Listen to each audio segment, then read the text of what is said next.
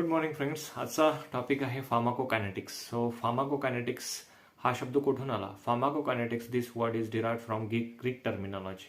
फार्मॅकॉन means drug and kinetikos means in motion or in moving. So how will you define pharmacokinetics? Pharmacokinetics, it is the one of the branch of pharmacology. It is abbreviated as PK. So how will you define? So pharmacokinetics, it is nothing but how the body responds to the drug. Marathi भाषेमध्ये समजून घ्यायचं असेल तर मानवी शरीराचा औषधावर होणारा परिणाम म्हणजेच फार्माकोकायनेटिक्स आहे. आता फार्माकोकायनेटिक्समध्ये कोणत्या कोणत्या टर्मिनॉलॉजीचा आणखीन अभ्यास केला जातो? सो ॲब्सॉर्प्शन आहे, डिस्ट्रीब्युशन आहे, metabolism and excretion. Thank you. For more information, stay connected with Amar scientific solution and join